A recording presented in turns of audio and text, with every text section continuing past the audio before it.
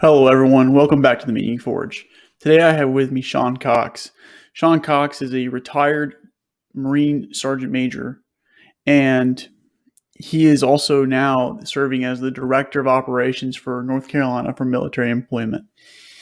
Sean has been a personal and helpful friend of mine who has assisted with my transition from the military to the private sector, and has also kind of been in many ways a mentor for me as well, and to kind of facilitate my transition over. So without any further ado, let's get into it.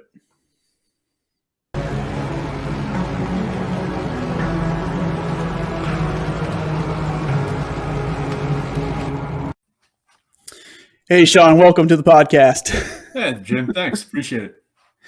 So, so far we've had a bunch of different guests coming on, and we're exploring how we find meaning in life. And one of the best ways to do that, I think, is taking a Simon Sinek-like approach, who wrote Start With Why. And it's kind of like listening to someone's story, the story of their life.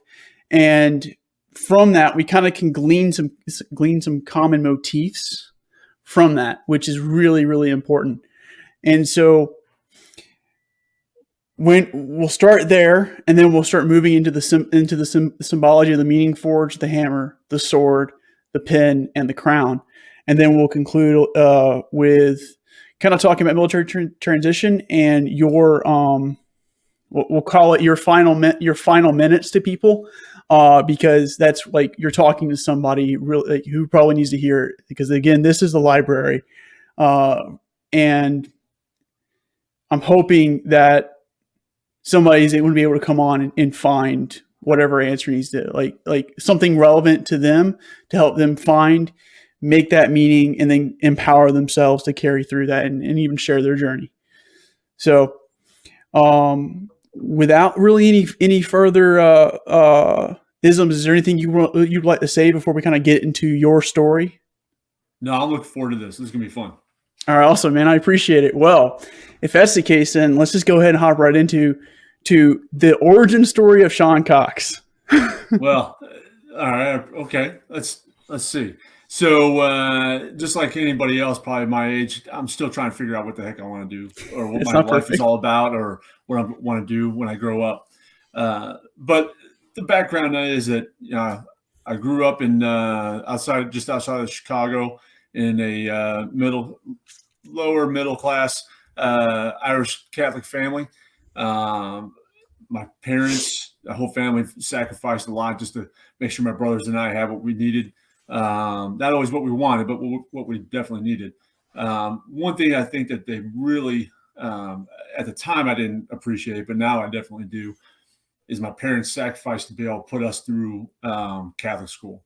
And, back in the 70s and 80s, that was, I was going through it, and it really set me up well for the rest of my life. And because it wasn't just an education on science or math or English, it was also about ethics, morals. Now, I will say that I didn't necessarily always live out those ethics the way I should have. My younger years, actually into my 20s even, but the foundation was there. That's where I'm built. And luckily for me, I also had my family. We're a very close family. And the other thing is, I'm the oldest of my brothers and I, and I had three aunts, or I have three aunts that are 10 years within 10 years of me. And so again, I told you I was Irish Catholic, so you can do the math. But my aunts were more like my sisters. So they helped guide me also through some things, and tell me, yeah, you're an idiot for doing those things, thinking those things. And all that helped me get to where I was at when I graduated from high school and make my decision. And I think I was always going to do this, but to join the Marine Corps. And I joined the Marine Corps when I was 17. I actually joined on my 17th birthday, and went into the depth, and then delayed program, and then I went to boot camp the following summer, and didn't leave. I didn't leave, and because I had a great time. They told you what to wear, where to be, how to do it, and I got a paycheck, blowing stuff up, shooting things, and running around the woods and the jungle, and having a good old time around the world.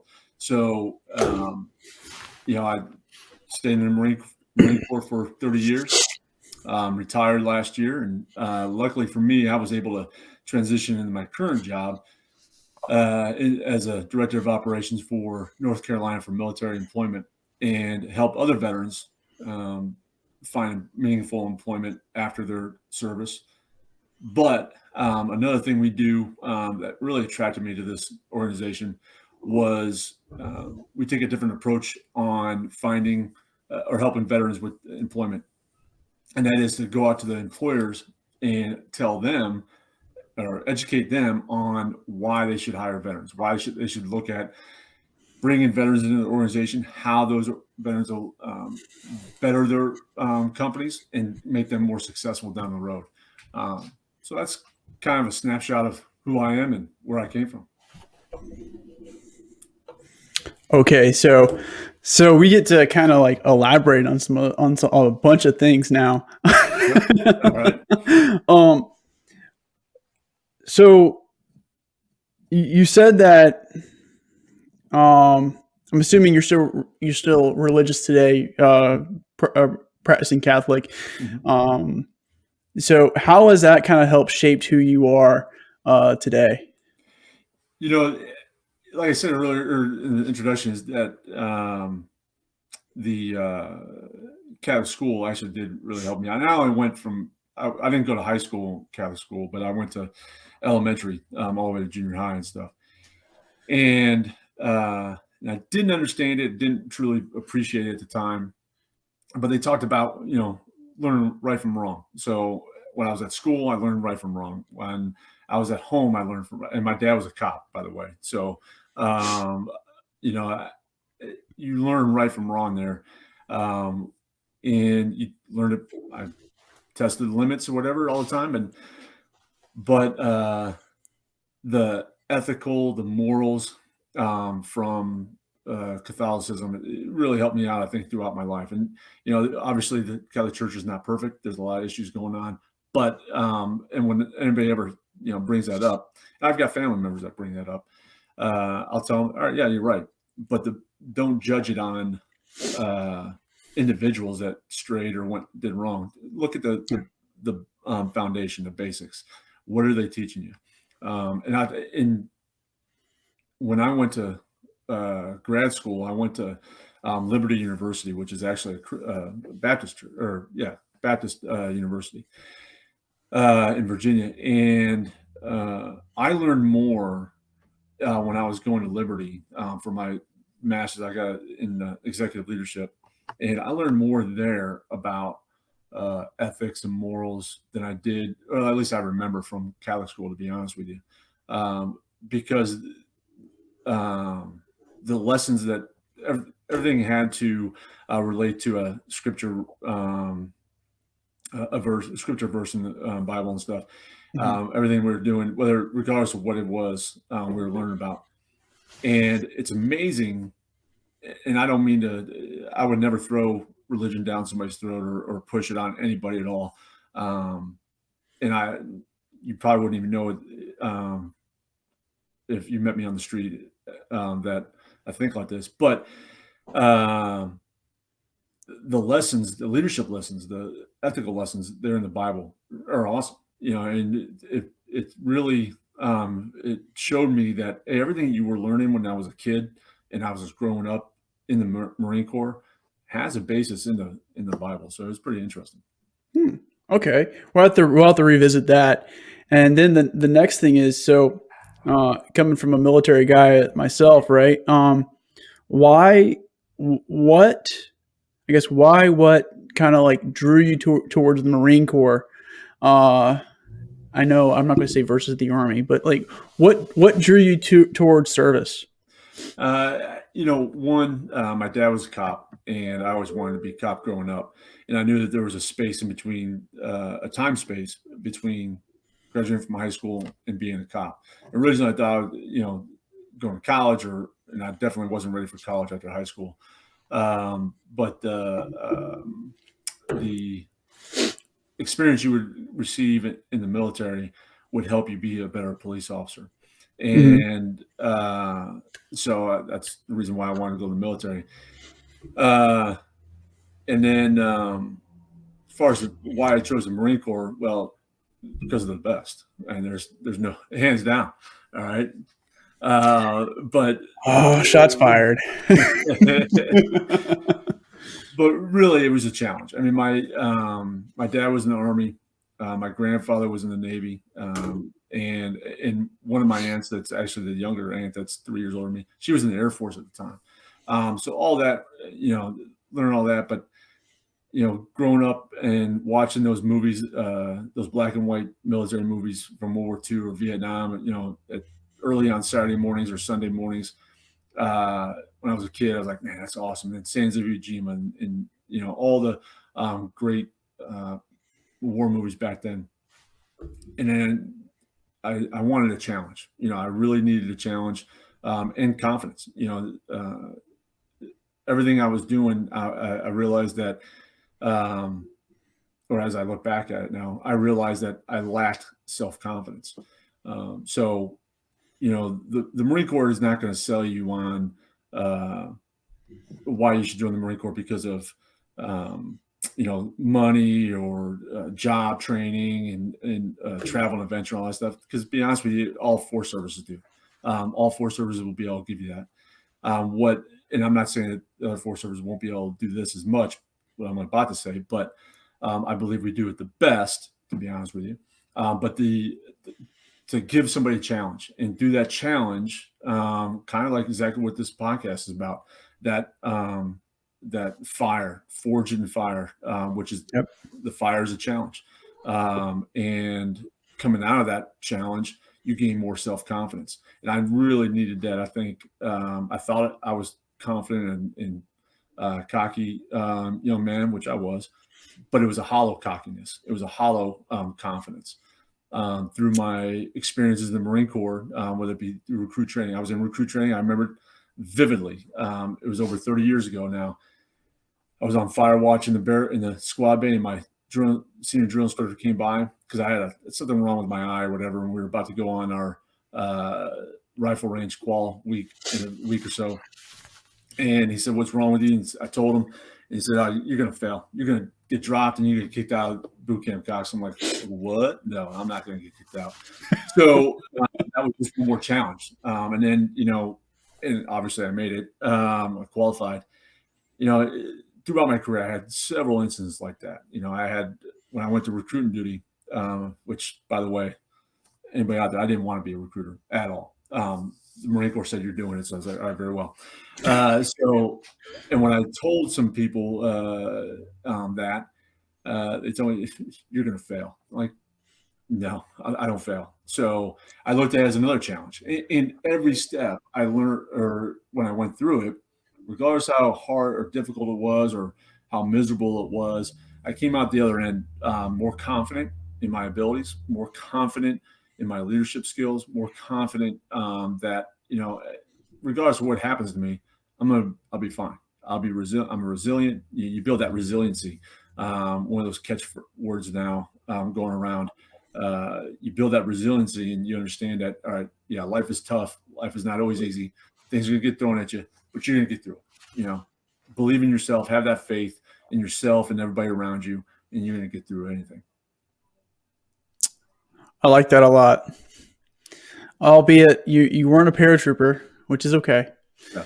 Why jump out of a perfectly good plane? I'm smarter than jumping out of a perfectly good plane. Okay, they're Marine. You don't want to get too no.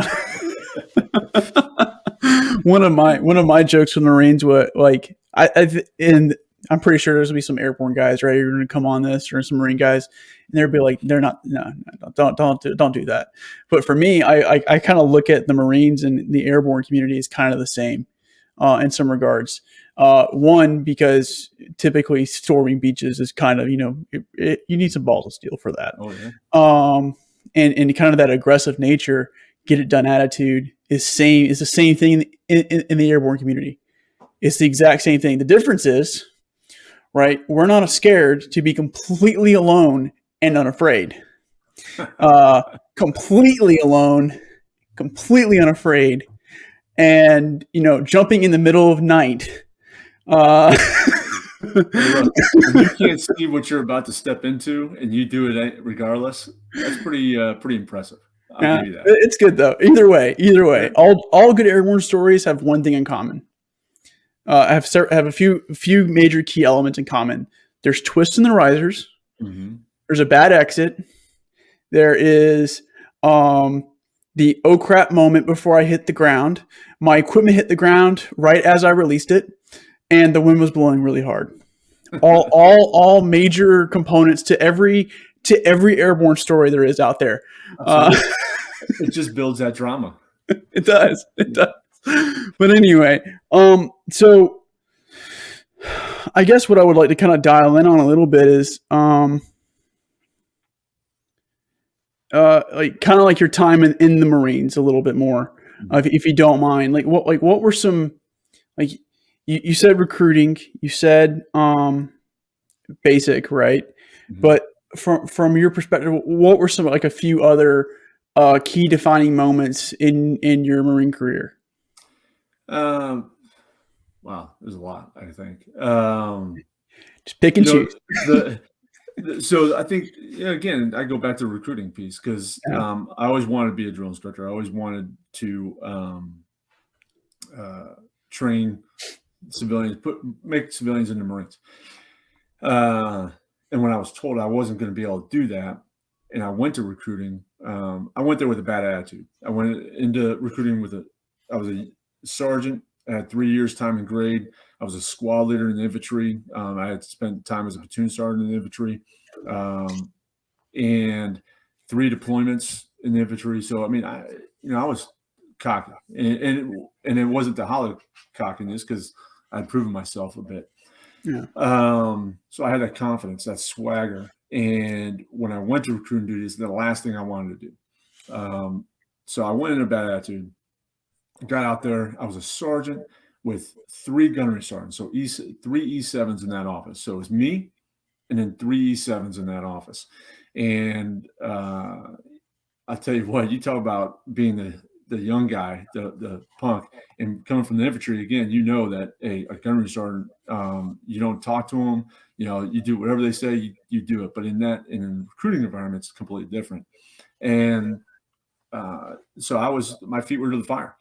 They pushed me hard, and they swayed. They went outside the lines quite a bit, and I learned that, all right, hey, I'm not going to jeopardize myself or my reputation or anything like that to do things like they're doing. I'll accomplish the mission, but without doing the way they're doing it, and it worked. So I went in and I was a successful recruiter, meritorious promoted to staff sergeant, and I came out of it still with a higher rank than I went in, which is a good thing, instead of a lower rank than when you came in. So that's a good thing. But when I look back at it, I was frustrated myself because had I gone into it with a more positive attitude and with looking at it as an opportunity instead of a rejection, then I would have been so much more successful. And I mentioned earlier some of the what we sell the people on the Marine Corps about. Those materialistic things is not one of it. It's the things you can't really see. You can't really feel necessarily. You have to have faith that you actually have it. And it built, not built, but it strengthened those things in me, the confidence. It was a challenge. It wasn't a physical challenge, which I like more, but it was a mental challenge. It was an ethical challenge. And it just strengthened me. It made me better. So when I came back to the fleet, and I came back to the fleet in January of 2002.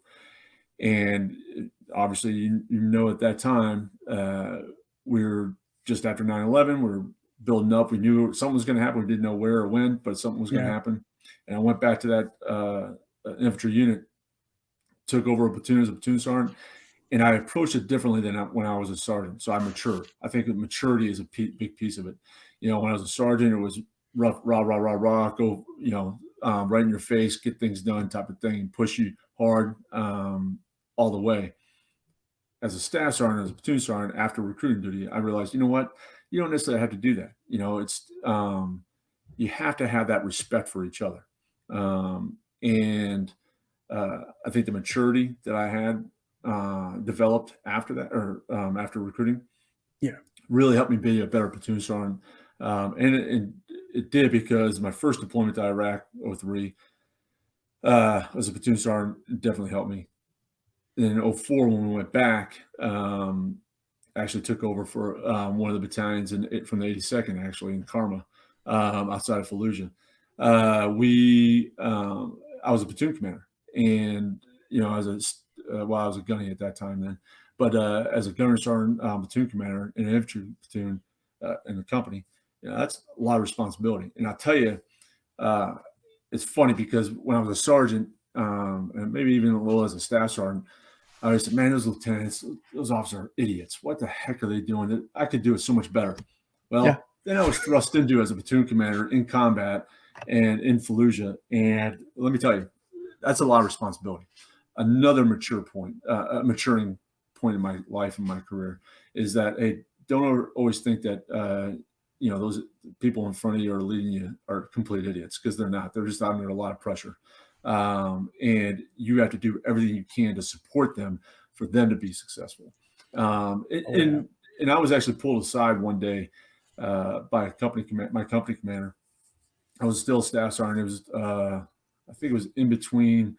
No, it was before we went to Iraq in 2003, or Kuwait and then Iraq. He, probably one of the best company commanders I ever had, Jason Smith, retires lieutenant colonel. Great, just phenomenal, wicked smart. You couldn't stress this. Well, this guy wouldn't show you that if he was stressed out or not. He was just awesome. But don't cross him, because he was the hardest company commander I ever had. Absolute hardest. We thought he was the biggest jackass there was. But again, because I'm not smart enough or mature enough, I didn't realize until afterwards. I realized most of that. But he pulled me aside and said, look, man, I don't need you to be the one in charge. I need the lieutenant to be in charge, because he needs to be seen as the leader. I need you to support him. And I was like, all right, good to go. It just made something click in my head, and I went forward with it. And it helped me. I think it helped that explanation. I don't know why he had to tell me that, because I should have known it already.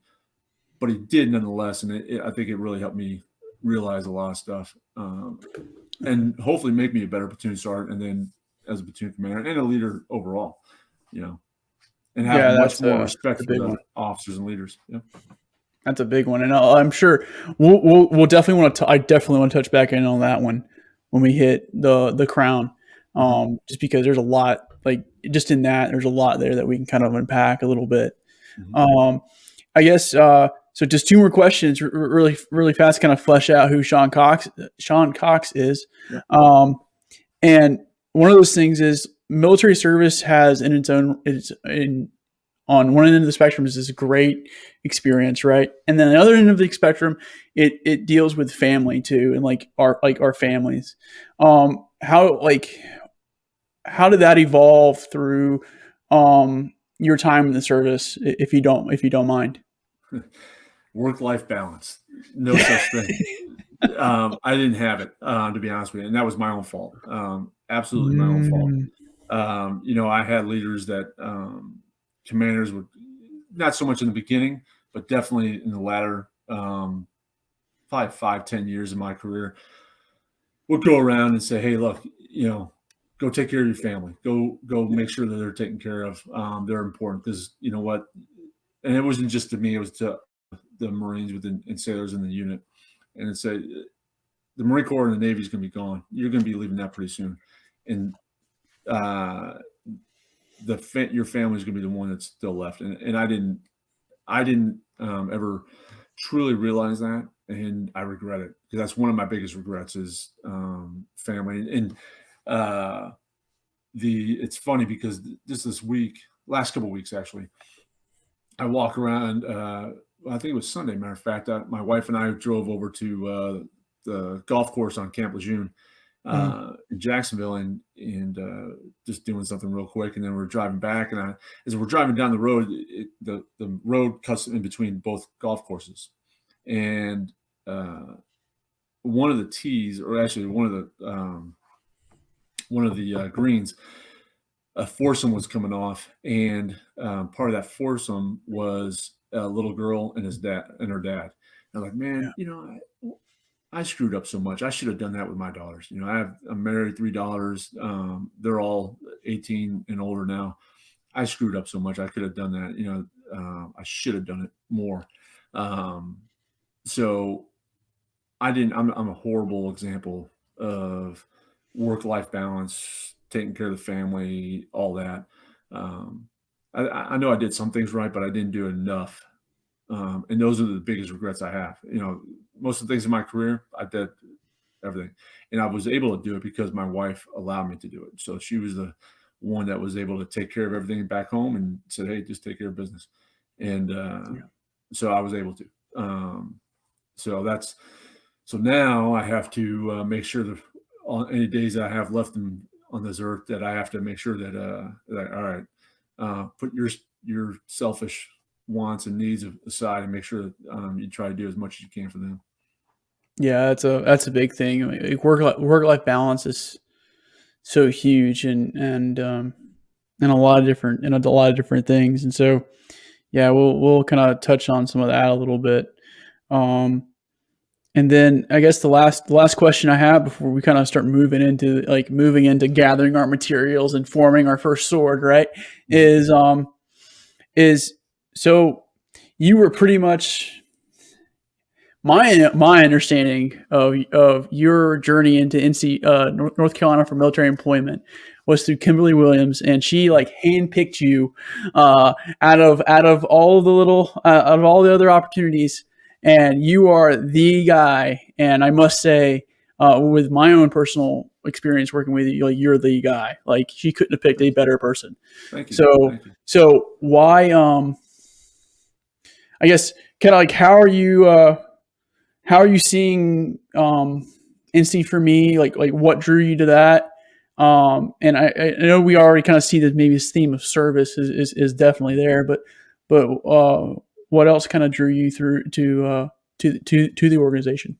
Well, thanks for those very kind words, Jim. But I think I don't know if I was the man, but luckily for me, I was the man that she chose.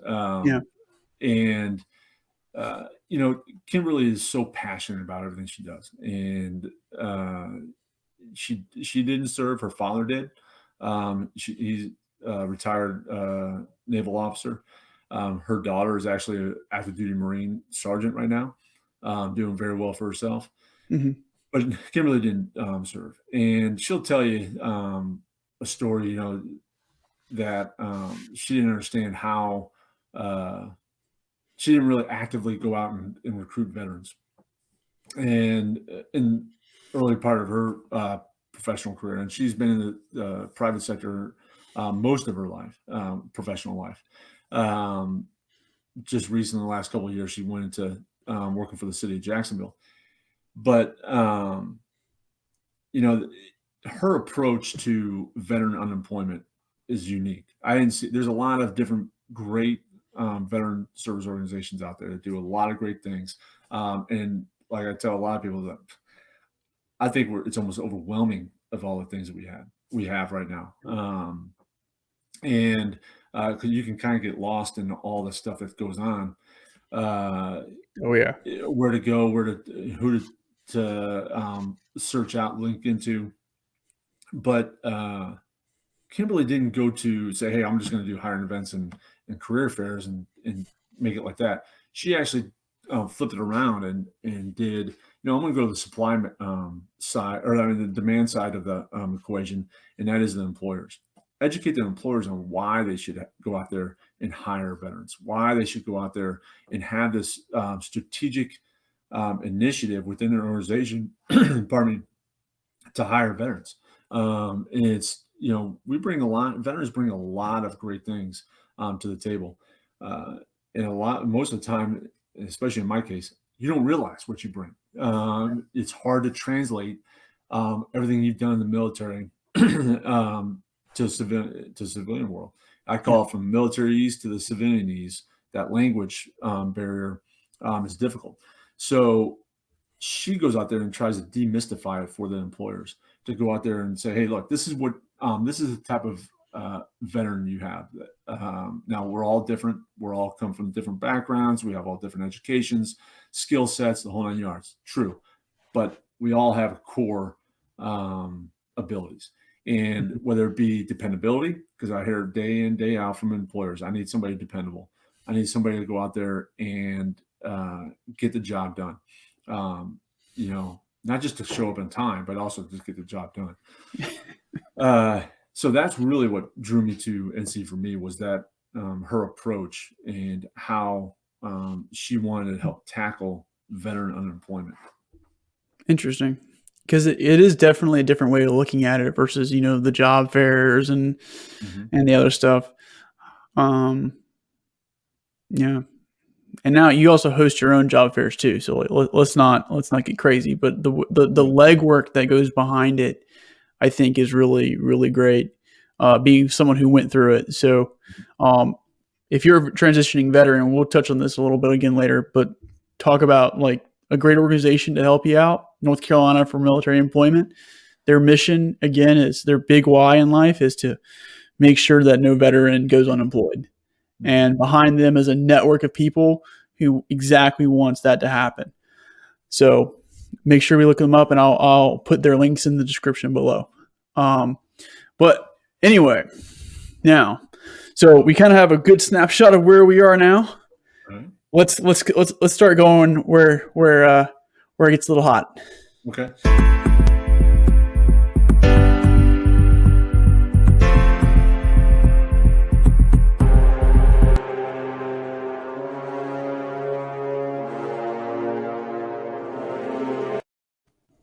All right.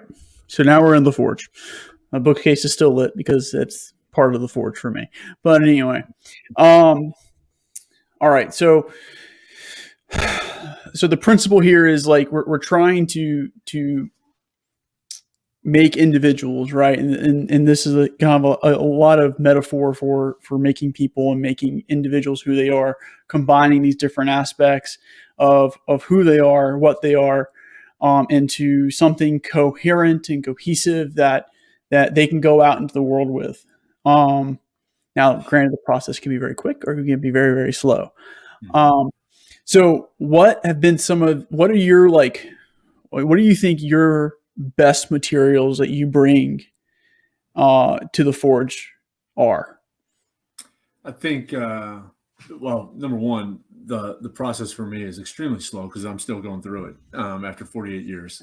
So I'm still going through it. But I think what the best things for me that I bring to it is experience. Gone through a lot. I've had challenges in my life, both personal and professional. Some I failed. Actually, quite a few I've failed. And some I've been successful at. So it's obvious that I was successful at some point because, I was able to retire after 30 years as a sergeant major, all that good stuff. But I think I remember more the failures than I remember the successes, because I think I've learned more from the failures than I did from the successes.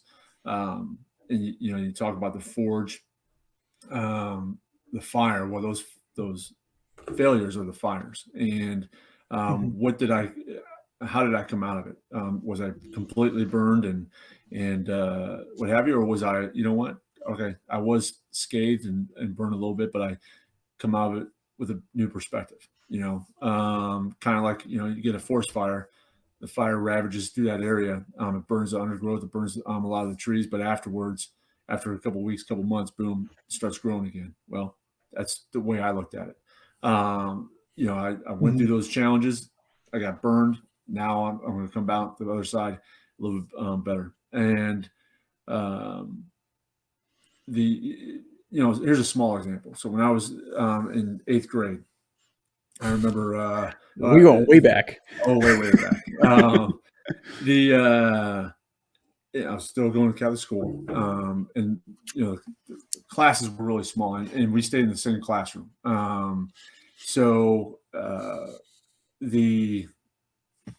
In that class, we had maybe 30 students, I think, something like that, and I had a nun for a teacher. So we had this one girl that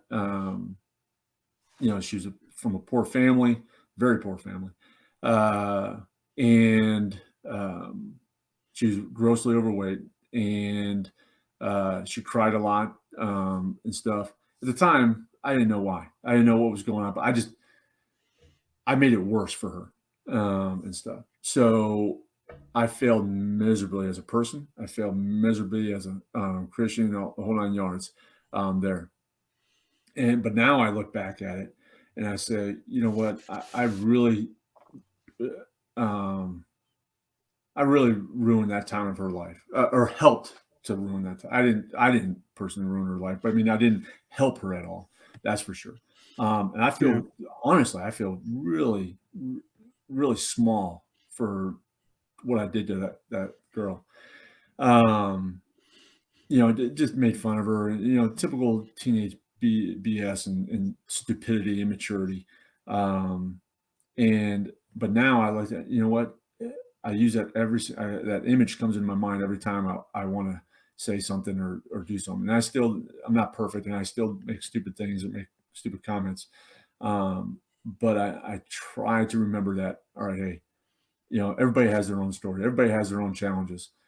You don't know what they are. Don't go after that. Don't make a presumptuous on what they're going through, because you don't know what they just went through or what's ahead of them. You only see a snippet of their life, and you're making a judgment on that. It's not right. So it goes back to the maturity as a leader, as a person overall, just the basic humanity in it. And that's something that scarred me for a long time, and I'm still working through it. So I bring that to it, that humility, I think, of saying, no one's perfect, and definitely remember that. And I don't, unfortunately, I don't think I really truly started practicing that mentality until recently, the last year or two. And because I'm like, wow, all this stuff starts coming up and like, wait a minute, what about this? What about that? And just treating people as people. So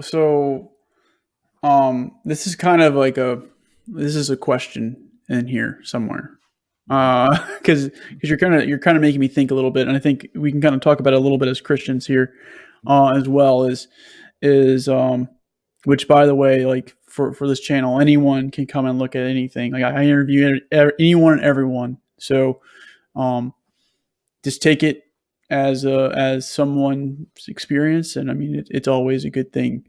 So from the Christian perspective, the way I kind of see some of this stuff is like we have good materials and bad materials, right?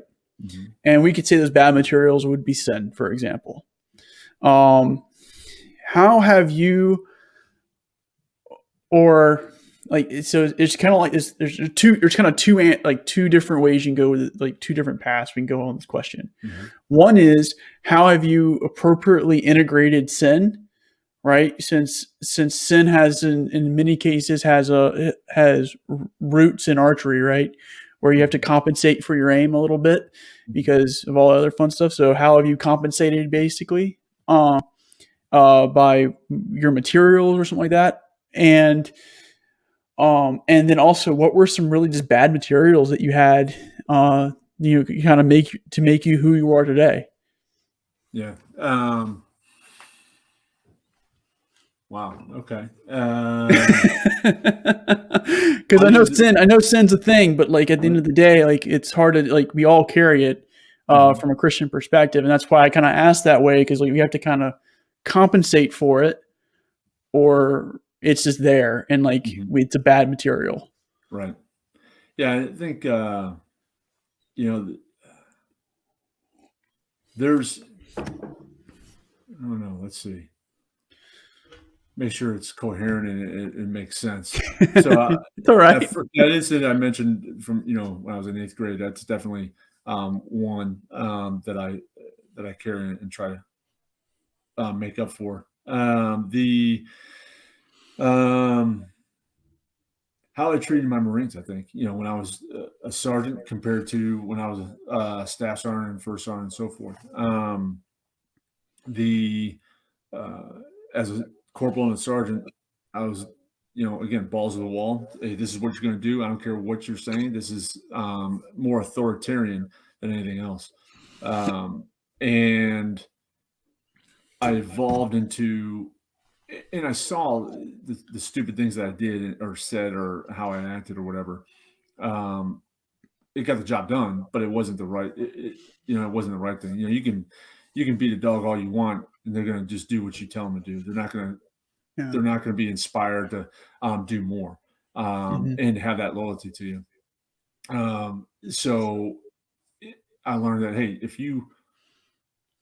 you're a servant leader, if you're the type of person that wants to teach people what to do and how to do it, so they can take care of it themselves, and then have that initiative, then they'll have that motivation, that drive to do more, or say, and give them the latitude to screw up. Another thing is, I thought you had to be perfect all the time, and regardless of what it is, you don't. You're going to screw up. You're going to make mistakes, and don't hold yourself to being perfect, because it's impossible. Now, you can strive to be perfect and accept excellence instead of perfectness, but don't be upset if you fail, because failure is part of life, part of anything we do. Yeah. So I think I bring those failures from my earlier career in life and bring them forward. I'm divorced. I have my ex-wife, my marriage, my previous marriage, first marriage. I made a lot of mistakes, whether it be with the ex-wife or whoever, and how we related to each other, how we communicated or didn't communicate with each other. When we separated and divorced, I told myself that never again. I'm going to be as honest as I can, regardless of how ugly it is or how hard it is. I want to try to be as honest as I can.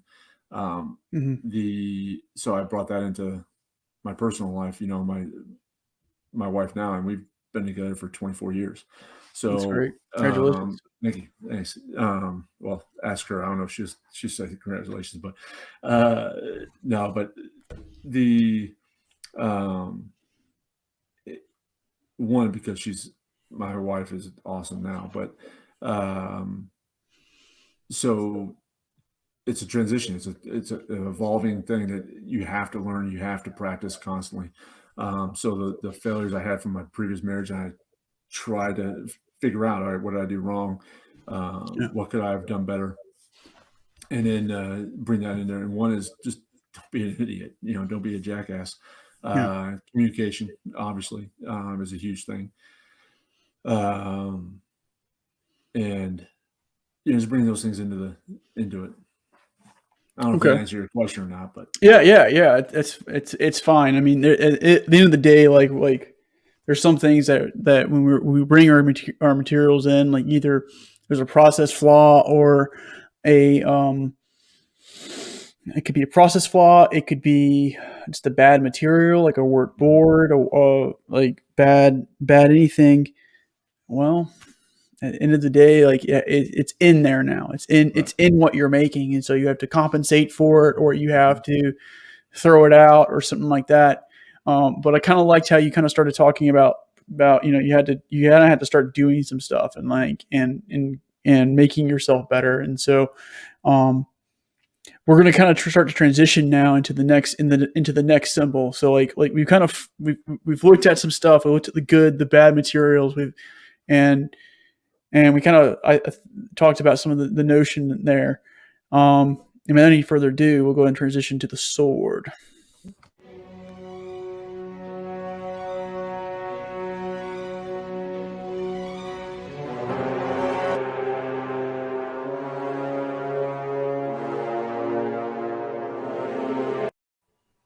All right, so the sword. All right, so typically speaking, the sword represents empowerment, confidence, judgment, because you have to make judgment calls, right? And I'm sure as a Christian, you can see, hopefully, you maybe see some of the similarities, or not the similarities, but the constant allusion to swords in the Bible, from the logos being, the word of God being a sword, to how you wield a sword, all this other fun stuff. So you kind of built yourself up to this point and all other fun stuff.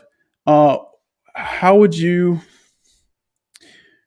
I guess, describe your first sword, and probably dialing in more on empowerment, and like, how does it enable you to be empowered and confident and actually kind of walk with it on your hip? Like, hey, I made this, right?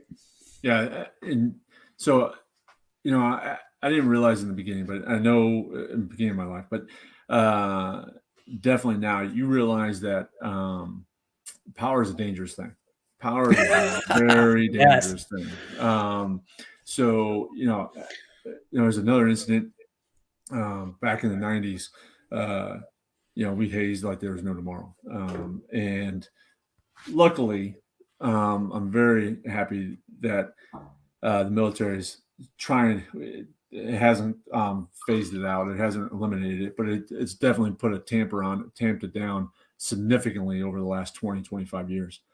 But when I was a sergeant squad leader, I remember I was on the range, and one of my other fellow squad leaders said, "Hey man, I need you to when you get back, I need you to get so-and-so a urinalysis." And because I think he's been smoking dope on the weekends or whatever. I'm like, okay, not a problem.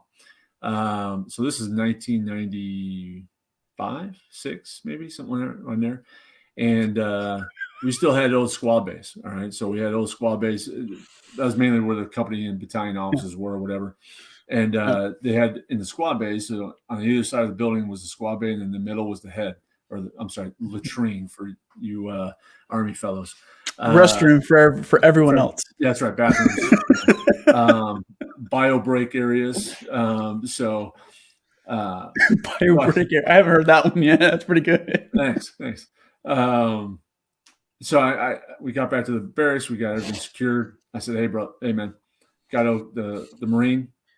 So go and drink some water right now. He didn't know what was going on. So I was like, just drink water right now.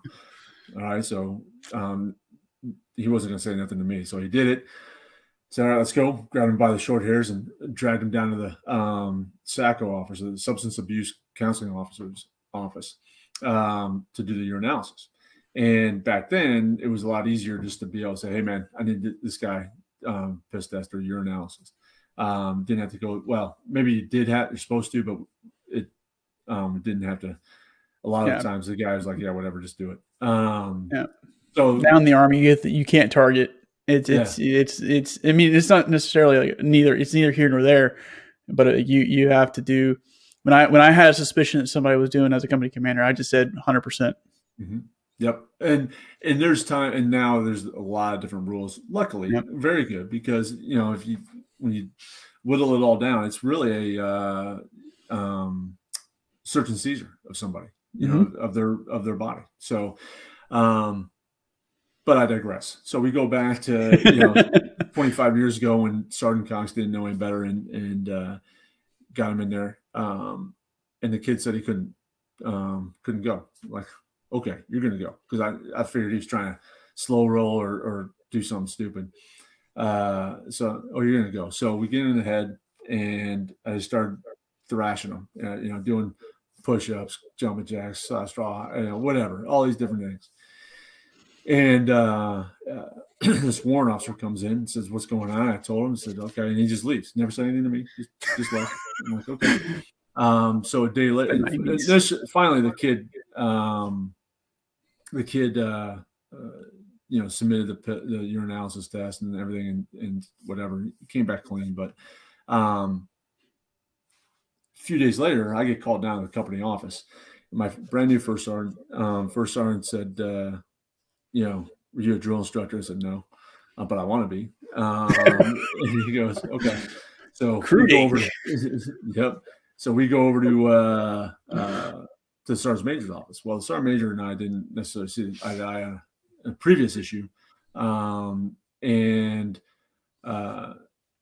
needless to say, it wasn't a very pleasant conversation. I had just been promoted to sergeant, so he basically, after about 35, 40 minutes of staying in a position of attention in front of his office, or in front of his desk, and yelling at me the whole time, he basically said, "You're done. I'm going to bust you down to corporal, and you're not going to do anything in the Marine Corps again." I'm like, "Oh man!" So I was devastated. I walk out of his office, and the XO was there, Lieutenant Colonel Johnson, one of the best battalion commanders I ever knew. Just down to earth, old country boy, down to earth guy. And he said, "Hey, Sergeant Cox, I got you." And that's all he said. Went away, and nothing ever happened of it. But what should have happened was I should have been gone in front of the company commander, the battalion commander for NJP, and because I was wrong big time, but I wasn't. It was a mistake. I go back to that failure that, learn you're going to fail. I failed miserably. But I had somebody, Lieutenant Colonel Johnson, who believed in me. And for whatever reason he did. And later on, he became the battalion commander, and he chose me to be the battalion color sergeant. So I was the one responsible for the battalion colors, the whole 9 yards, and all ceremonies and what have you. And it just taught me that, hey, you're going to fail, but there's people out there looking out for you and going to pick you up, dust you off, and get you going back in the right direction. I failed miserable, and as a person, but as a leader also. Yeah. And I've been fortunate throughout my entire life and career that I've always had people around me that was able to support me and help me throughout my life. Whether it be when I was younger, my parents or my aunts, uncles, cousins, whoever, my brothers even. And then in the Marine Corps, I always had people around me, not giving me a bubble, but saying, "Hey, Cox, you're an idiot." You look at my record, and I have no NJPs. I don't even have negative page 11 in my, page 11 is, negative counseling, official negative counseling in my record, because I had great people around me, leaders. They always, and I try to remember that when I got in a position of authority, of power.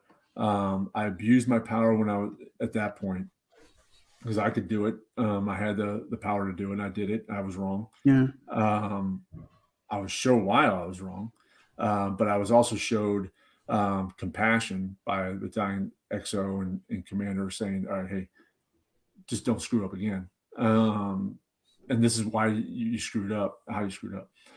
So I try to remember to bring that forward in everything I did from that point on.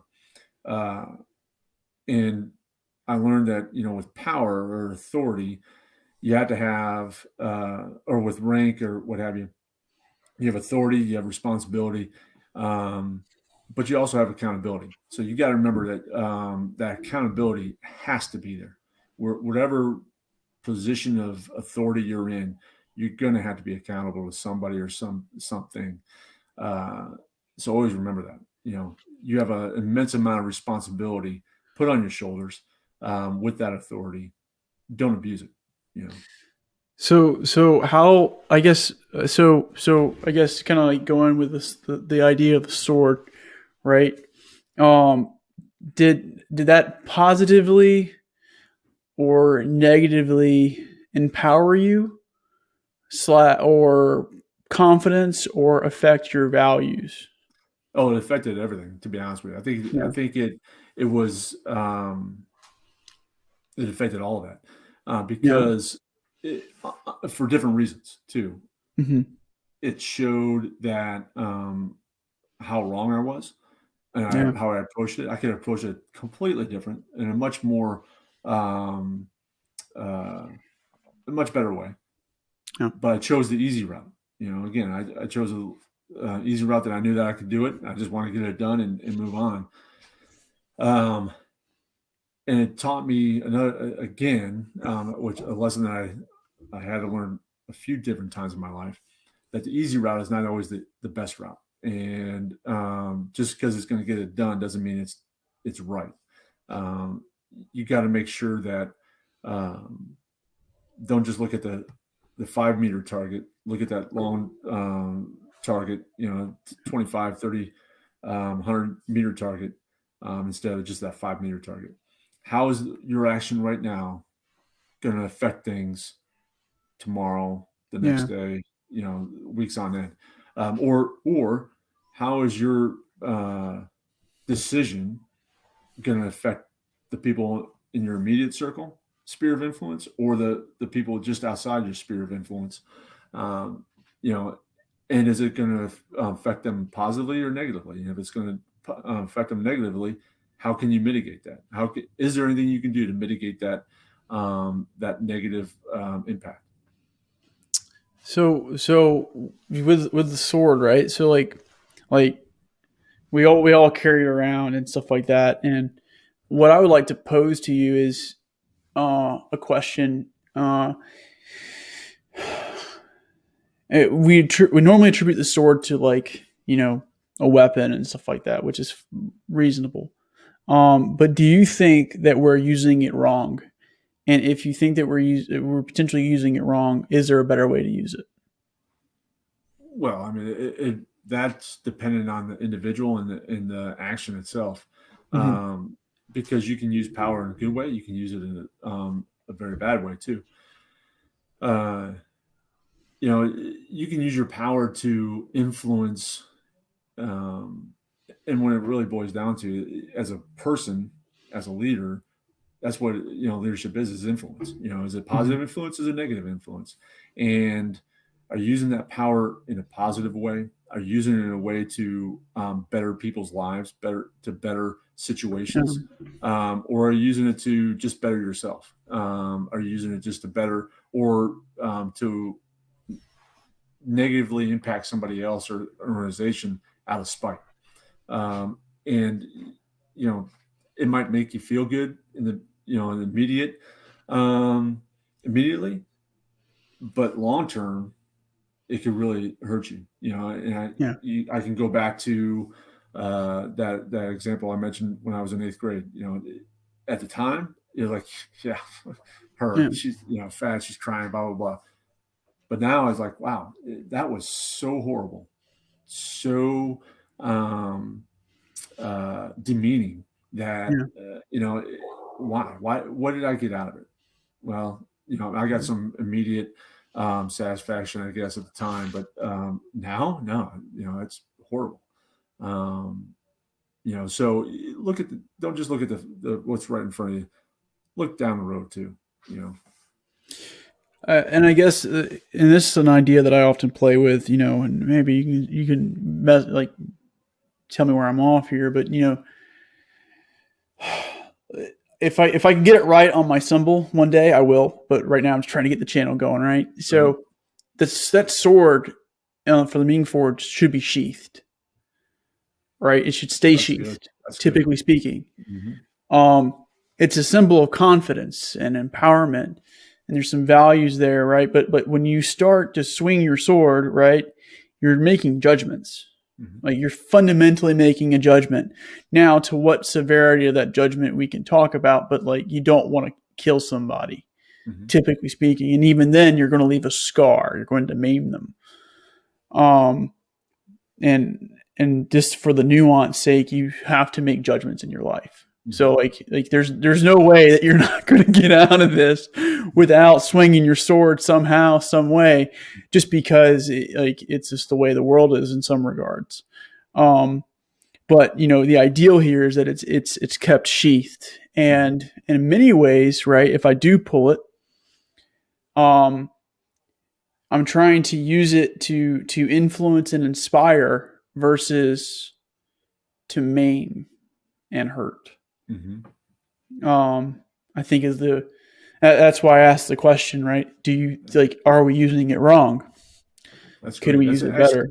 Well, I was completely off mark. So you're good, man. That was completely off mark. That's a great analogy. Keeping that sword sheath is exactly right. You only need to want to bring it out when you have to bring it out. Yeah. Hopefully you can influence the situation well in advance to where you don't have to bring out that sword. Yeah, agreed. And that's warfare 101. Influence the situation so you don't have to. Well, I mean, not warfare, but diplomacy 101. Shape it. You shape it so the sword doesn't get too crazy, right? Because I know you infantry guys, you're all about.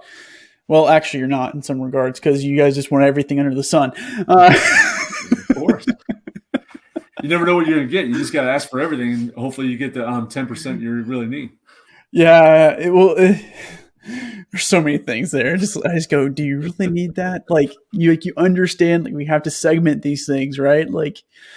These guys do this job. These guys do this job. If it's a core asset, it probably shouldn't be doing this job at the company level. Yeah. Just saying.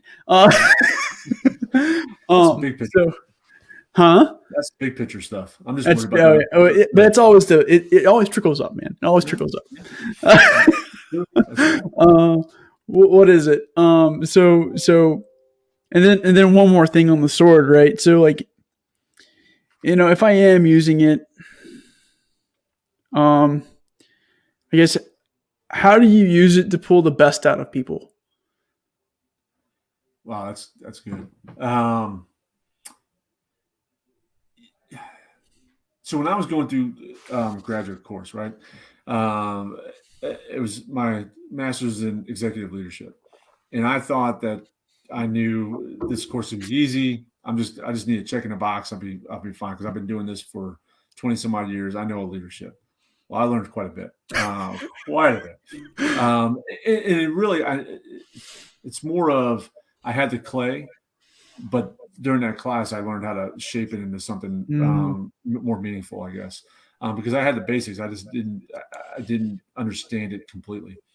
Yeah. So through my studies, I learned that there's 3 types of leaders, right? The transactional, transformational, and servant leaders.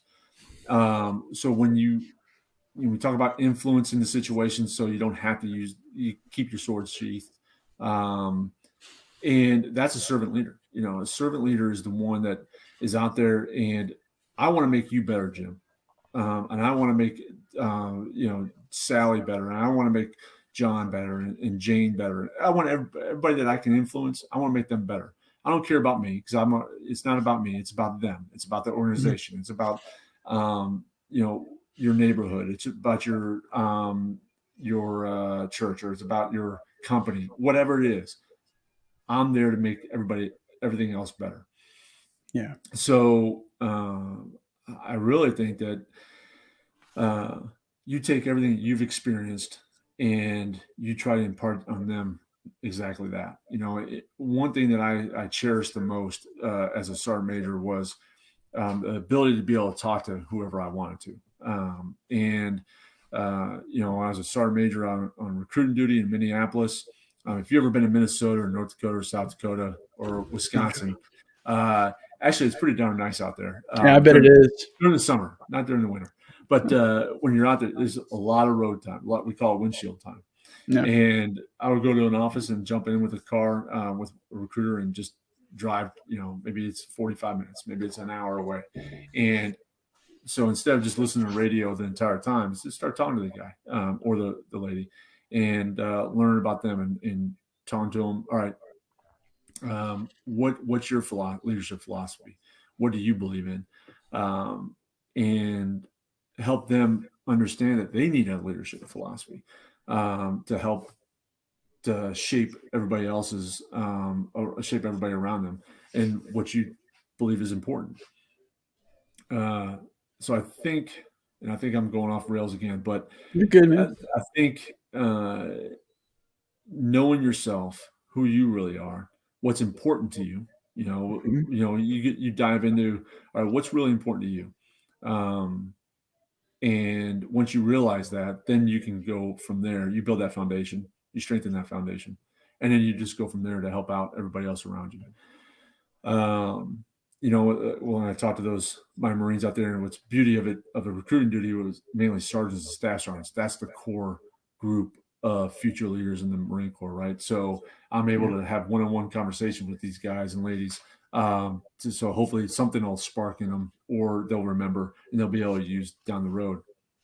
And even when I talk to my lance corporals or corporals and other sergeants and stuff, I tell them, hey, look, think about your leadership philosophy. What's important to you? What do you think makes a great leader? And by the way, what you think right now makes a great leader will change throughout your life.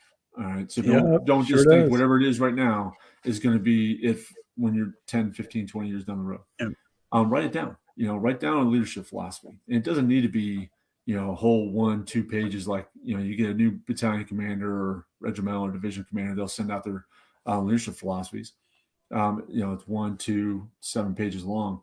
It doesn't need to be that long. It could be one paragraph, one sentence. Just tell me what's important to you as a leader. What do you think a leader needs to do? In the Marine Corps, we have leadership traits and principles. JJ did tie buckle, justice, judgment, decisiveness, initiative, dependability, blah, blah, blah, all the way down. Pick one of those or 3 of those, or make something else up for yourself. Yeah. And put a sentence out for each one of those. But understand what a leader is, what leadership means to you. And then from there, you can be a much better leader because you understand, you understand what it means. And once you understand the why, and that's another thing, is you talked about Simon Sinek earlier, Start with the Why. Great book. Great, actually, really interesting individual too. But you start with the why. And that's another thing that I probably should have brought that up earlier. When I was a sergeant, squad leader, it wasn't, I'm not going to tell you why you're doing something. Just do it because I told you to do it. That's why. But when I became a staff sergeant and a staff NCO, I was like, they need to know why. Because when you tell them the why into something, you empower them. You empower them to take initiative. You empower them to take on more responsibility. And it really relieves you of a lot of work because they can go out there and just do it. Once they understand it, it's like, hey, this is the commander's intent. This is what I need to get done. But this is the why. And this is the why we're doing something. So if they come across a stumbling block or a roadblock, they know how to maneuver around it or through it to be, instead of coming back to you, stopping work, coming back to you, trying to stop on what you're doing, explain things, and go back out there. So yeah, there's that. Would you say, so last thing on the sword, and then we'll move on to the pen here, and one thing I would like to say is, I guess a little bit is, it's almost like having a why is, I mean, yes, you can forge it into who you are. Yeah, you can do all that fun stuff, but it's almost more like and just let me know if I'm off base here, but it's almost like a sword thing, right? Because like you have to have that in order to act it out, and carry yourself with confidence and empower yourself, and influence others and kind of make judgments based off of that foundation of why I do what I do. No, you're right, and that judgment comes from that confidence and that experience. Yep. And I'm not smart enough. A long time ago, I learned that someone that's stupid or dumb is they never learn from their own mistakes, and someone who's smart, they learn from their own mistakes, and someone who's brilliant learns from others' mistakes. Well, I'm not brilliant, and I'm barely smart, so I had to learn from a lot of different mistakes from my experiences. I did learn from some other people's experiences at times, but mainly from my own. And that judgment is brought from that experience. At least I should say my judgment is brought from my own experiences, and what I've read and what I've studied and what have you. But, you know, I think it should be a combination, though. It should be a combination of what you've experienced, and what you've studied. You know, Jim Mattis, one of the best generals. Mad dog. I've been fortunate to serve under that leader, not just Marines, but leader of people, really, twice. When he's my regimental commander, and then also my division commander. And you know, he would bring around a trunk of books wherever he went. Right. He would study. He would read and study all the time. He would know why he was successful, because he learned from other people's mistakes or what other people have written. So I think that's why it's very important for people to study and to read, and not just about warfare or leadership, but anything, you know, about being a better person, about business, about logistics. All right. You know, there's so many things to learn, and you learn it from books and everything else. All right. Getting ahead of the transition. I'm just doing the transition real fast.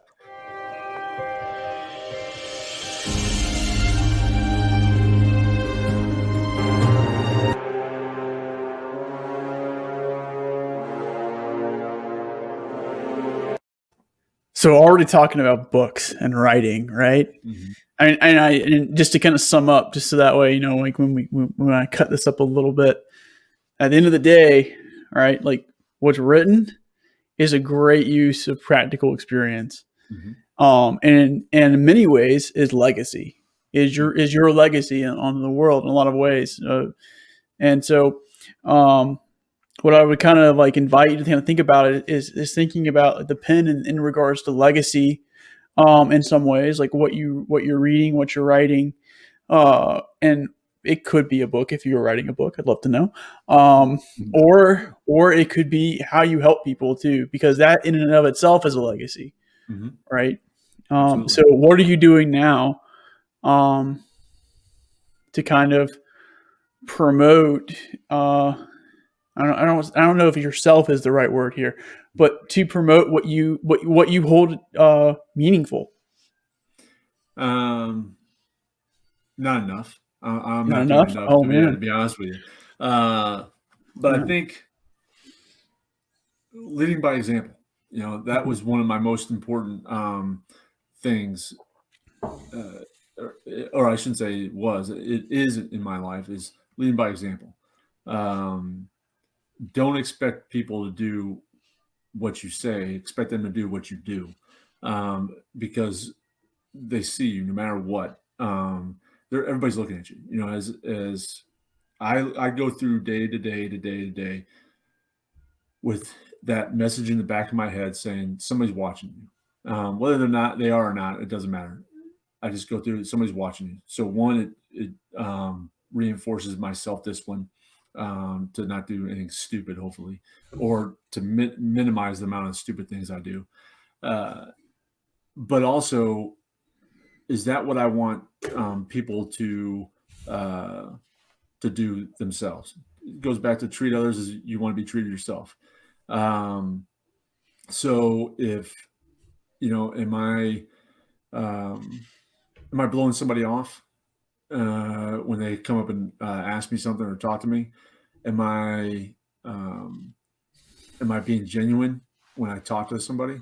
You know, I would go around when I was back on active duty, and I would tell my Marines, look, I want to talk.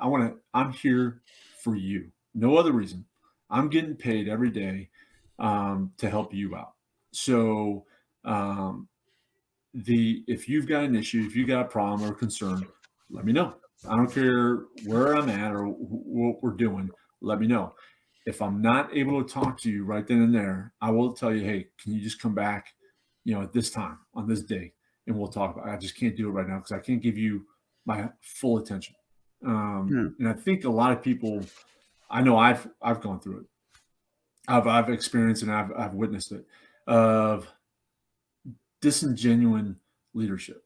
And what I mean by that is they say something, but they don't truly mean it because their actions don't back up what they're talking about. Yeah. You know, I've seen leaders, good leaders, bad leaders throughout my career, more great leaders than I have seen bad leaders. But the ones that really stuck out to me were the ones that would stop and actually listen to what you're talking about or what you're doing, observe what you're truly doing, and then give you their unfiltered, honest assessment and say, hey, look, I can't help you. All right. And I know what your problem is. I just can't help you. But this person can. And while I can't help you, I'm going to put you in contact with that person so they can help you. Instead of saying, oh, I'll help you and never do, so I think what I try to do every day is just to live in a way that would inspire other people, would not just like, oh yeah, rah, rah, rah, I'm gonna go out there and tackle that hill. No, it's about, you know what? He's a good person, and I see every day, I see people all the time and I observe them, I in the Marine Corps, if any Marines are listening right now, you can look at, I would see Tom Egerling, Kevin Williamson, Sean Greenleaf. These guys living every day, and I'm like, man, they're such great people. Just people, period. Let alone great leaders. Yeah. And even some of the senior officers in Marine Corps, you're like, man, he's just a good person. Just a good person, down to earth, and actually means what they say, and actually lives the way they say they're they talk about all the time or profess all the time. Mm-hmm. So I think that's the most important thing, and what I try to do all the time to leave that legacy. And a metric that I've used, I like to use at least, that lets me know that I've been successful or whatever, is, do Marines or anybody that I've touched, for whatever reason, will they come back to you in the future? Will they reach out to you later on if they're having an issue, or will they ask for you as a reference, or will not so much a reference, but will they come back to you and say, hey, what would you do in this situation? So, and I've had that. So I think, and it's not every single person, but I've had that, I had one of my previous units. I was in Hawaii. My middle daughter was working at Target out in town, and she told me once that for somehow when some female Marines were walking through getting stuff and cashing out or whatever at her station, they found out somehow that I was her dad, and they said, oh, he's we really respect him or like him or whatever. I'm like, wow, that's great. That type of thing is what's truly important, is that every single person has something good to say about you. It's not fake, it's not hollow, it's solid, honest, good things about you. Yeah, so I think that's for me, that's the legacy that I want to leave. Yeah, I would agree with you. That's one of the things that I've struggled with in a lot of ways. Looking back in my time, my limited time, because I just got out, but definitely one of those things that you always want to try to do is kind of, I think the sword and the pen are kind of the same, kind of the same material in some ways, right? Mm-hmm. Because it can write on the hearts of men, and that's what that's what they do. Like so, I like that. That's a good one. You need to write a book. You're the one who needs to write a book. I don't know about that yet. We're not interviewing me. We're interviewing you. Flip the tables a little bit. Huh? Put the tables a little bit on you. Maybe. I don't know. Anyway, so what's been one of the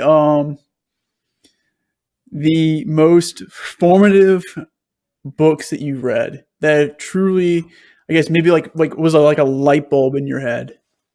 It could So be a few too. It doesn't have to be one. I've been knocked in the head so many times. My memory is horrible, absolutely horrible. And I can't remember half the books. So it's more the more recent ones or whatever. Um, you know, the well, Stanley McChrystal. So even though he's an Army general, It's okay. one of the It's most okay. one of the most fascinating people I ever Yeah. heard from. Just phenomenal leader. And he wrote a couple different books, of course. There was one I want to say, yeah, you're probably grabbing it right now. Is it the one about leaders, different type of leaders? I have teams of teams. Teams of teams. That's it. That's the one. That is, yep. That is a great book. I still haven't read it yet. What's that? I still haven't read it yet. Well, you got to. I got to get to it. Full disclosure, I actually read that, listened to that on a CD because listening and reading are the same to me. Actually, I retain more from reading it because I don't fall asleep as easily. And what's another good one? There's a book, I can't remember it for the life of me. It was like a what do you call it? Collage, I guess, of stories that this gentleman wrote. He interviewed a whole bunch of different people, and then wrote about different. Basically, it was like we're doing right now, but it was in a book format. And what was great about it was I realized that regardless of what's going on in our society right now, we've always had problems. We've always had issues. And really, we've had probably worse issues in the past than we do now. However, not too many students of history in our society, so therefore, not too many people realize that times are bad right now. There are some really bad things going on, least of which was January 6th. But it's not horrible. I shouldn't say horrible. It's not the worst, and it's not the end of society. And again, full disclosure, I thought on January 6th when I was watching that stuff happen, I was like, "Oh, there we go, we're done."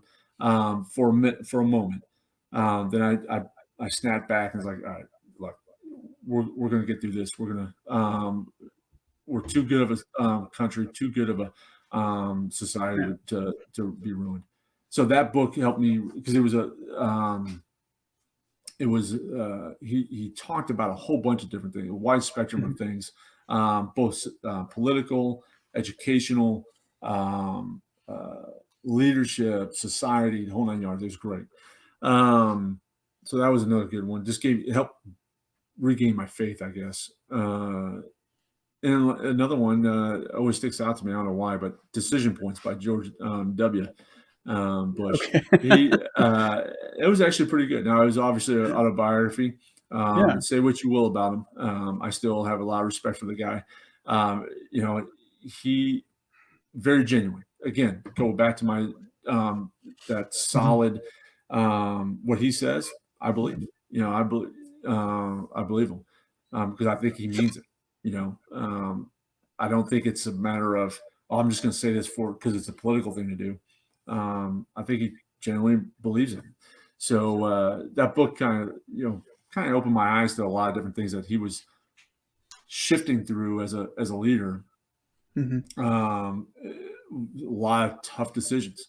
Maybe he got them wrong, maybe he got them right, but you don't know because you don't know everything that went into making that decision. All the different data points, all the different intelligence, all the different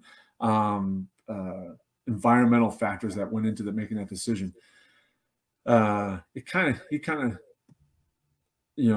opened that up, opened it up, and helped you realize, all right, this is what was going on. This is why I made those decisions, or helped me make those decisions.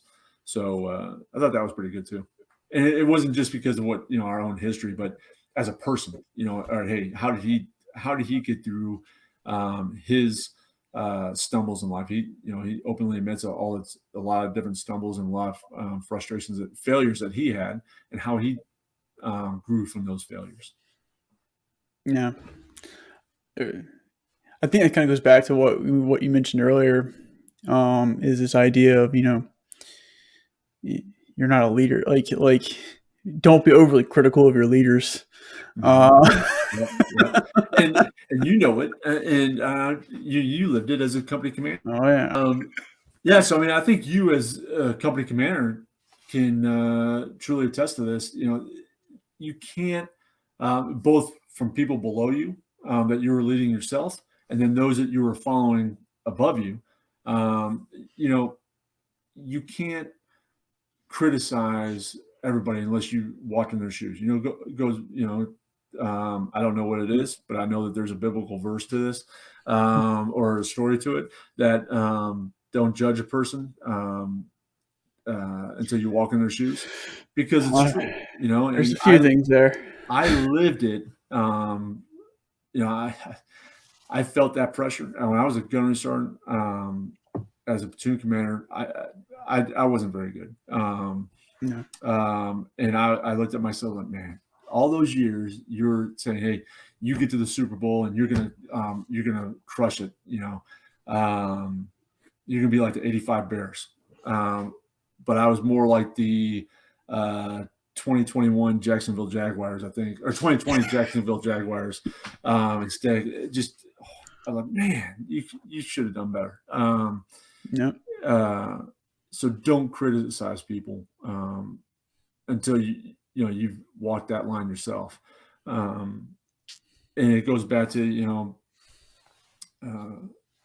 just respect people, who they are. All right, hey, look, they're in a difficult situation. Try to understand the situation that they're in, and help them out. You're not helping the situation or the person out, or anybody around you, if you're openly criticizing them and making the situation worse or harder.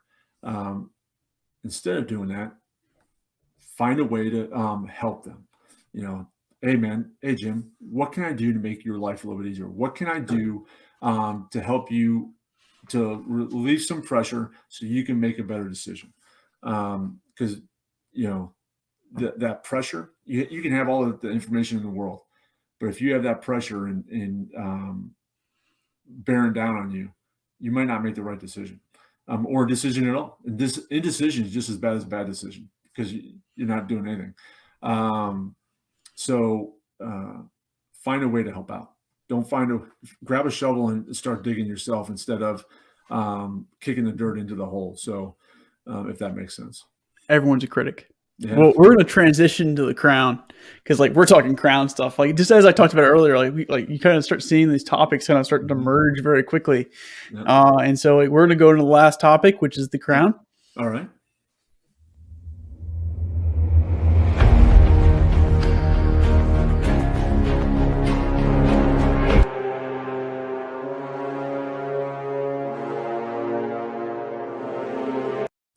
Unfortunately, I'll have to find a better crown. Anyway, okay, so the crown is the center, it is the center, the binding, the when everything gets lazy, and because it applies that outward that pressure from the outside, and kind of makes it a little TP out of everything. So however we define it, in a way it's required, and it's both the self-leadership and leading others, because there's elements of both here. And what I always want to kind of reiterate is, just because you're an individual doesn't mean the community, you're not related to the community. You're not related to other things. You're an individual, you're a one right? And that community helps you get there. You also have to help yourself get there. And it's this relationship in that way. So we kind of just got done talking about a little bit about, not being overly critical of leaders, probably because, well, we don't understand the burden of leadership. Exactly. Because a crown, right, depending on how you put it, and I think this has kind of been it's been interesting because it's almost been a reoccurring theme so far, right? Like, don't misuse power. Yep. You're going to make mistakes. You have to be humble and have the right attitude, and all these kind of things are kind of binded together in this leading yourself and leading others. So before we move forward, just want to make sure we're like, does that sound right? Yeah, no, I think so. And one other thing, as you're talking, I just realized too, or not realized, but remembered, is everybody has power. Everybody. It doesn't matter if you're what station in life you are, no matter how rich, how poor, it doesn't matter. Everybody has power. It's a matter of how you use that power and how much power you realize you do have, that matters. And because how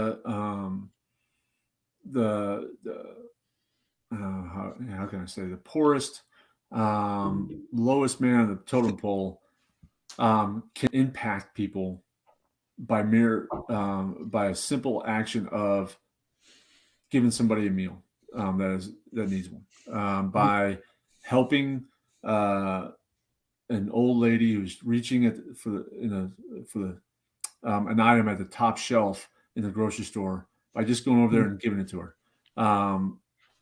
That's power in my mind, is power, because you're helping somebody. You're helping because that old lady couldn't reach that thing if it wasn't for you, or maybe she would have tried and the things would have fell on her, or she would have fell over. So you're preventing that from happening. By giving somebody a meal, you're helping them. You don't know how much you're helping them, but you are helping them. And I remember a time when I was in DC, and my last duty station, I was up there all the time, and my wife and I was actually driving around DC, and we stopped at McDonald's to get a snack real quick. And at this particular McDonald's, there were homeless all over the place. And literally, they had a perimeter around that McDonald's, and they would approach you, some aggressively, others not so aggressively, would approach you and say, "Hey, I want something to eat," or whatever, or "Can I get some money for some to eat?" Sometimes I would hesitate to give people money for it. I'd rather just buy them something and give it to them. So I did. I said, "No problem. Just stand by and let me go in and get my stuff, and I'll come out with some stuff." And so I did. I went in and got it, came out, and I gave it to him. It was like 2 hamburgers or cheeseburgers or something like that. It was real something simple. And I gave it to him, and he's like, the look on his face was like, "Man, you just changed my day." So that in itself, I think, is power, because you're providing something for somebody else. So I think everybody, regardless of, again, station in life, how rich or poor they are, it doesn't matter how well educated they are. You can have somebody that's not so well educated, probably the smartest person in the room. It doesn't matter, And so everybody has power. It's a matter of how you use that power, how you decide to use that power. And that, I think, it goes back to the pen. It goes back to the legacy. Is what legacy are you going to leave based off of how you yield that power, or not yield, but wield that power. Pardon me. No, I agree with that one. 100, not 110%, but just across the board. So, when we're talking about, wielding that power appropriately and holding, I guess there's one thing here is holding yourself accountable to that. And so what have been some of the things that you realized so far along the way that have helped you hold yourself accountable to yourself? I think, discipline is definitely, self-discipline is the most important thing for anybody. And I haven't always had it. Different things. I mean, it's, whether it be in my personal life or professional life, I haven't always had it. And I regret a lot of it. So it's a matter of reflecting back on the times I didn't have it, and what made me so weak to be able to just say, I'm going to do it anyways. I don't care. Screw the repercussions. I'm just going to do it. So the one thing that I think that has really helped me out to be successful in those times where I was successful or am successful is having that voice in the back of my head is somebody's watching you. Do you want them to see you in this position, or do you want them to see you acting in this manner? Can you live with yourself after that, with them knowing what you did or how you behave? And to me, that is really important. Now, not everybody can agree on everything, so maybe with some things I do. Pardon me. People, sorry. No, you're good. Take a break. Drink some water. Hydration. Heat the heat. Hydration. So not everybody's going to agree with the way I look at things. Oh yeah. But as long as I can live with myself and believe that what I did was for the right reason, then I'm comfortable with it. Like, okay, and agree to disagree, not a problem. But I believe I was right, and I did it for what I believe was the right reasons. One of the things that kind of stuck out to me was because you mentioned earlier, right, was some of your good old Christian ethics and stuff that you've learned from, and I would say not just from Catholic school, but from also Liberty. Yep. And this strong, in a way, a strong sense of right and wrong, right? Mm-hmm. How far off am I to say that somehow that is related with, having something or someone outside of yourself to kind of, put you in a trying to figure out how like wording this, right? So like to have some kind of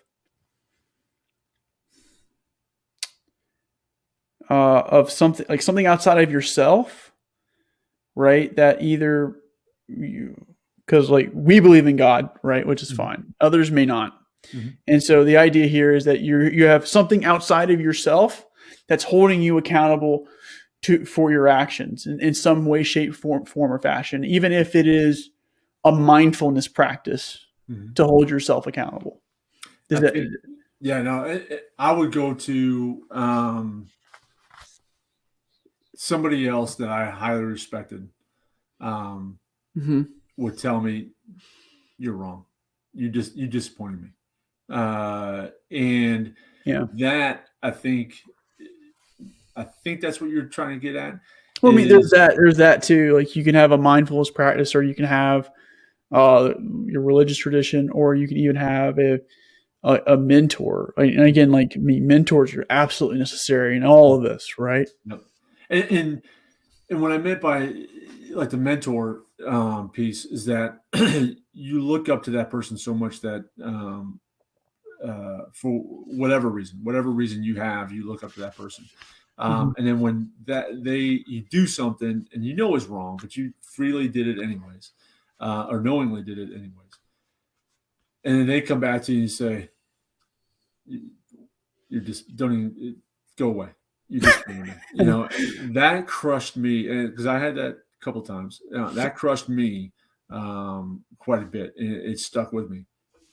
To be all right,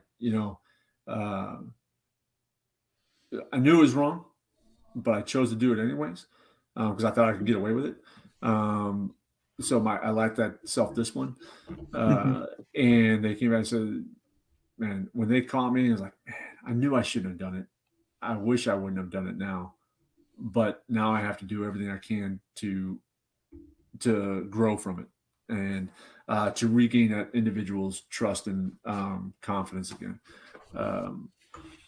So there's been instances in my life like that what I've used to hopefully make me better. And then also not just to make me better, but also the individuals that I'm around within my sphere of influence again, to hopefully say, hey, look, learn from me.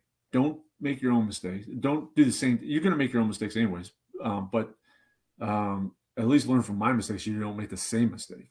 Because even if you do learn from my mistake, you're going to make other mistakes anyway. So just don't do the same stupid thing that I did. I don't know. Does that answer the question? Yeah. That makes perfect sense. I guess in kind of talking about this a little bit, right? Like from a leadership perspective, is how do I fundamentally, I guess this is kind of the darker side of this, right? And I don't want to shy away from some of the darker side of leadership. Like, I mean, I think we definitely have had that in the conversation in life. So that's good. How hard is it as a leader to actually let those people fail? Like to intentionally let them fail because you have no other choice but to let them fail in order for them to understand, to actually grasp what's going on. It's hard. It's difficult. It is, because you can prevent it. There's a way to stop it. But sometimes people just have to learn from their own mistakes. And I look at it, as a father too. So, the leadership doesn't just end at the office door. It goes into your home also, that front door of your home. And your kids are the same way. I mean, I have 3 daughters, 18, 20, and 25. Beautiful girls, extremely intelligent, a hell of a lot more intelligent than I am. But they're going to make their own mistakes, and I want to say, hey, don't do that, because this is what's going to happen. I know what's going to happen. But I also know that my wife and I have done everything we can, hopefully, to help develop their sense of awareness, help develop their decision-making ability, help to at least soften the fall, provide a cushion if they do fall, or when they do fall, soften that fall a little bit, because we're going to be there to help them out, pick them up, dust them off, and move them on. It's hard, but it's necessary in life, because you're not going to be able to teach everybody everything about every single situation. You can get the wave tops, you can get a little below the surface there, but there's other things that you're not going to necessarily prepare them for. But if you can give them the tools to recover from those mistakes, then I think that you're successful as a leader, though, too. Okay, that's good. Yeah, I agree with that. So we're going to just do a quick little transition really fast, and then we'll go into just veteran transition, and then you'll have your final thing. Sounds good.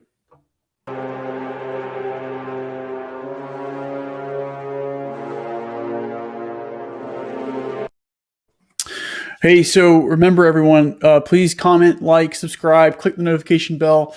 I know we've been talking about a lot of stuff. There's lots more content where this is going to come out of, both in the future and with other clips from this interview. So if you like it, comment, like, subscribe, click the notification, and share with everybody. The idea here is that this is a library for anyone to come into to find something relevant. So I humbly ask that spread the word. The library is always open. It'll always be on YouTube, and hopefully soon it will be on other platforms as well. So, Sean, let's talk veteran transition for a minute, right? Because we're both vets. It's a cause that's near and dear to your heart. It's a cause near and dear to mine, because veteran transition is a culture shock in a lot of ways. Yes, it is. Very much so. I guess, what are some of the things that you would advise vets to assist with their transition? Have faith. Have faith in yourself, and not about Christianity or anything like that. No, I got you. Have faith in yourself and the fact that something's going to come about. All right. Mm-hmm. Because the skills that you develop, whether you spent 4 years or 40 years in the military, it doesn't matter. And you've built skills to make you resilient, to make you successful in the civilian world. It's not going to be easy. Just like anything else, life, it's not going to be easy. But, well, I shouldn't say it won't be easy. Likelihood it's going to be a little difficult at times, but it's not impossible at all. So don't lose faith. Veteran unemployment was high. I think it's come down significantly over the last couple of years. Don't be so cocky to think that, hey, I served in the military and I was at this rank and I deserve to be right here, and be deaf and blind to everything else that has come, opportunities that are coming to you, because those aren't worthy enough. Okay. Some maybe not be. Yeah. There's definitely some out there, opportunities that are going to come in front of you that aren't right, but maybe there are some. Maybe don't just completely push them aside. Mm-hmm. Be receptive. Be receptive to different opportunities, and don't be afraid to challenge yourself. One of the things that I know I learned through my own transition was that it's very difficult to translate what you've done, what you've learned, your knowledge, skills, and abilities from the military into the civilian world, because they're very, really, when you put them side by side, there are differences, but there are a lot of more similarities probably than you realize, from the civilian, from your military training and experience in day-to-day operations to the civilian side. Because when it comes down to it, a lot of times, the employers are looking for that attitude, that winning attitude, that dependability, the intangible things that you bring to the table, because they can train you on doing a lot of different things, but they can't necessarily train you on your attitude, your positive attitude, your can-do attitude, your willingness to shoulder the responsibility to get the ball across the line, to accomplish that mission. So, because we all know that mission accomplishment is number one, and taking that mentality into the civilian world is priceless. In knowing that, hey, look, I got to work a little bit longer. Got it. Okay. You need me to do that? Sure. Okay. No problem. Because you know what? I'm not sleeping outside in the woods right now. I'm not getting shot at. I'm not getting blown up. All you need me to do is do this. Not a problem, man. Got it. And some things aren't going to be so much fun and what have you. I got it. But when you take a step back and look at it, there are a lot of opportunities out there. Don't just push them to the side. Really take an objective look at it and say, yeah, you know what? I'll try it. Who knows? Who knows what will happen? Yeah. From my end, what I would always say is know your why, right? Because you having purpose and meaning is going to change drastically now, because what you thought you had purpose and meaning to with service is no longer there, and so now you have to reassign it, or you have to find something that's higher value, of some kind, right? And then on top of that is know your budget, know that cutoff point. Where if I take this is where my budget is, and that's also kind of a gauge for what your threshold for rejection is too. So you're going to get rejected, even though all these opportunities are out there. You're going to get rejected because any number of reasons why. And most of the time they're just benign reasons. And you have to know that cutoff point. So that way when you get that, like maybe it's a job that doesn't exactly pay the bills, like you bleed a little bit. Well, tighten your belt, right? Work hard, and don't stop networking, and don't stop doing, interviews or something like that, just because you found a job. It may not be right for you, but like look for the opportunities, pay the bills that you need to pay, know that threshold, and understand that when you transition, if you want 100K value, you got to provide 100K value. And if that's the case too, you better be ready for a lot of rejection, because that is something that you're going to have to be able to clearly communicate to people. No, you're right. And, so you come from a perspective that I did not, which I had the luxury, and I truly believe it, and know that it was a luxury, that I had my retirement. I had my retirement, and my wife and I set us up pretty well over the last couple of years to know that all the bills that we accumulated is going to be covered by that retirement. So anything on top of that is going to be, great. Even with my daughters, my two youngest got my GI Bill. So we took care of that. So I was fortunate to not have that extra stress. Now I did put that extra stress on me a little bit, saying, I need a job. I need to be able to get this amount of money. But in reality, I didn't. So I was fortunate in that area. There's majority of people, service members don't have that. Regardless though, like if you have a retirement, that's perfectly fine. And I would say even then, don't like you still know where your value is, right? I think we can reasonably conclude that. Now granted, it may not be like, I'm looking for no, don't get crazy, right? Don't be that guy. But just try and be reasonable with it and objective as you can. Understand you got to pay your bills, understand your budget, understand what you're worth, and also understand that, you take a position and that position may not be it for now, but it has great promotion potential.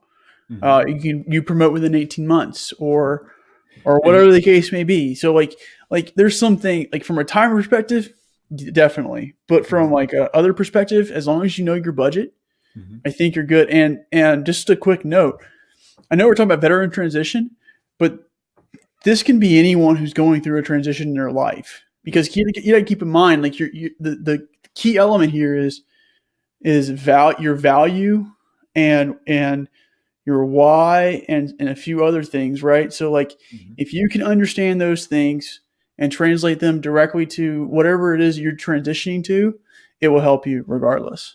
You're right. And, you're absolutely right. I think one point you made of knowing the value and understanding that maybe you're taking a position in a company that is slightly lower than you believe you should have, but knowing that the upward mobility within that organization is significantly more than this other company that you're going to start off maybe where you think you should be, but you're not going to move up afterwards. Having that long-term perspective instead of that short-term perspective, and being able to tighten up your belt a little bit, maybe cut back a little bit here and there in the short term in order to have that long-term gain is crucial, is another thing. And one other part you brought up, another great point you brought up was knowing that the sense of purpose. You're not going to necessarily have that all the time. And I had a few years ago, I heard a Master Sergeant during his retirement ceremony say that,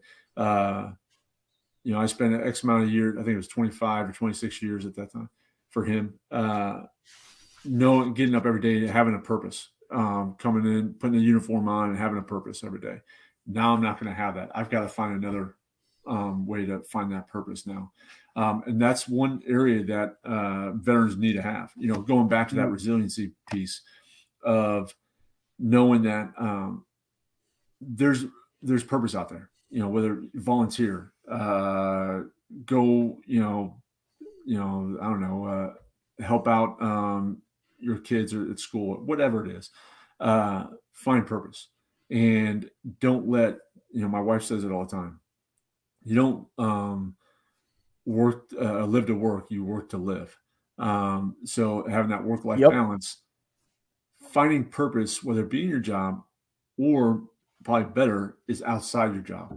So having that sense of purpose out there uh, to make you feel, having that inner satisfaction that you probably have in the military. Yep. You may not realize it, but you do have some inner satisfaction with that, and having to be able to bring that into your civilian life too, or Yeah, I just would agree. transition. If you're a civilian, transition to a different occupation. Yeah. I agree with you, Hunter. Again, like spot on, and so kind of to close things up a little bit, and I'm going to give you your final moment. I'll be the last person that people see to like whatever you want to say to somebody. Like, so a way I like to say this is pretend somebody is um watching this video or something like that, and like you're to speak directly to them, and this it could be anybody, right? And based off of your story or something like that to help impart some wisdom. But before we do that, really quick, trust me, I know you'll have the whole screen all to yourself. No problem. That's kind of what the purpose of the Meaning Forge is, to kind of go back really quick, right? So like the Meaning Forge is in a way it's your life. Like life isn't meant to always be roses and fun and happiness. And I'm very careful to say happiness is the meaning for life. It is not, right? Because it's just not going to work. Mm-hmm. But doing what is meaningful is, right. And when you do what is meaningful, it is hard, it is difficult, it is challenging, it's going to put you down, right? It's going to challenge you in ways that you may not have thought you were going to be challenged. And so what I would caution people with, and maybe there's like a step here, right? So like you're transitioning, or you're in a position of your life where you're having some trouble, just like what we did with Sean today in previous interviews. Take a look back at your life, right? Write out your story. Okay. Find the common motifs, talk to a friend, find these common ideas that are in there. And when you go back and listen to Sean's story, you can see some of those, right? You can see some of them with many others, and pull out those ideas, because those are how you're defining meaning in some way. And that right there is like, if you kind of look at it from this perspective, right? Your legacy is a meaningful life, and that is normally, in the words of Viktor Frankl, is only written when you're long gone. Nice. Okay. So without any further ado, Sean, the floor, hang on, I got to find my mouse, is all yours. Well, thank you, sir. Jim, I appreciate you having me on today. And this has actually been very informative for me, because I get to reflect a little bit on my life, which is actually a little educational. But if I was sitting in front of somebody and they said, "Hey, I need some wisdom," one, I would tell them, "Sorry, you came to the wrong person. I don't know if I'm the right person to give you some wisdom, but I will tell you something maybe to help you get through some tough times and get you through to the next stage, and hopefully get you on the brighter side of the day." Which is, you got to live your life with a sense of purpose. You got to live yourself life being comfortable in uncomfortable situations. So don't feel, because if you don't, then you're never going to challenge yourself. And if you don't challenge yourself, you're never going to grow. And I think that's where a lot of people may go wrong, is they don't continue to challenge themselves, and they stop growing, stop improving, stop learning.